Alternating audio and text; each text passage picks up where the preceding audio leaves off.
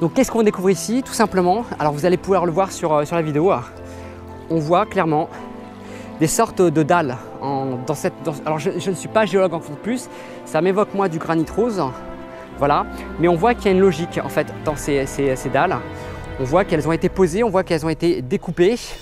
C'est pas forcément évident au premier regard, mais quand on se balade comme ça, on se rend compte qu'il y a une logique vraiment et que la nature, elle ne peut pas faire ça. Il n'y a pas photo, la nature ne peut pas faire ça. Regardez ça, regardez comme ça, c'est incroyable. Vraiment, je suis époustouflé. Autant je peux avoir des doutes parfois sur certaines choses, mais là, on ne va pas me dire que la nature a fait des blocs comme ça. C'est impossible, c'est improbable. Est-ce qu'on est au pied d'une ancienne construction? Est-ce que c'est, on va dire, ce qui reste d'une probable peut-être pyramide? Je ne sais pas, soyons dingues. Aucune explication rationnelle ne peut venir expliquer le pourquoi du comment. Donc finalement, on préfère se taire et ne rien dire parce que là, on n'a pas d'explication, on n'a pas d'idée ni d'indice. Voilà.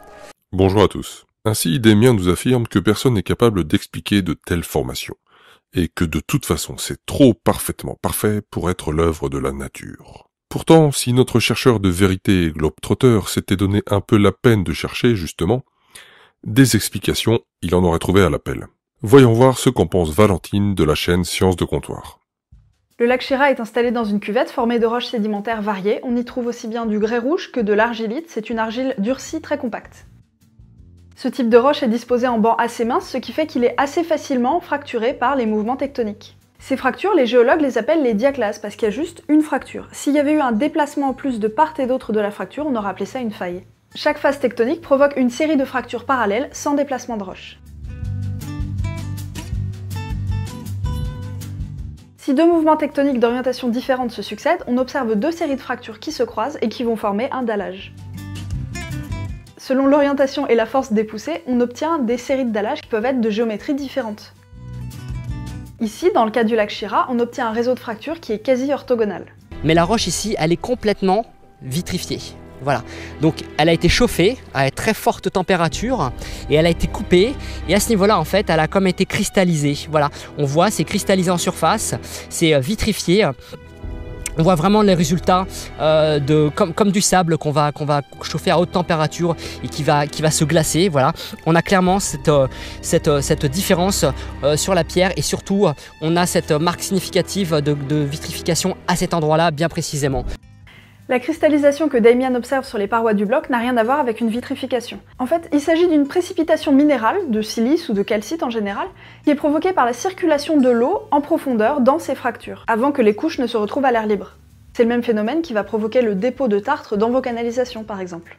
L'apparition de diaclases dans les couches sédimentaires, c'est un phénomène géologique relativement fréquent qu'on retrouve aux quatre coins de la Terre, qui, comme chacun le sait, est plate et carrée. On observe aussi ce phénomène de fracturation dans des roches plutoniques comme le granit, ce qui va donner l'occasion à Damien de s'émerveiller une fois de plus. Mais ici, ce qui est intéressant, c'est qu'on a ces sortes de piliers, enfin de paliers plutôt, de paliers de roches, comme des niveaux. Voilà, regardez ça.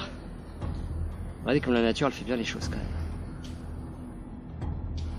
Ça peut être parfois très très étonnant, comme on l'avait déjà vu à MP. Encore une fois, voilà, je ne suis pas expert, je veux juste savoir si c'est quelque chose qui est naturel ou pas. Voilà, on est toujours entre le naturel et l'artificiel, on ne sait pas trop finalement quoi. Et donc on a ces fameux paliers. Voilà. C'est assez incroyable. Voilà, un géologue s'il vous plaît, please, vite. Dans ces roches massives, les fentes sont beaucoup plus espacées, ce qui fait que ça va créer des plus gros blocs. Tant que le granit n'est pas à l'air libre, l'eau qui va circuler dans les diaclases va altérer chimiquement la roche, ce qui va la rendre plus fragile.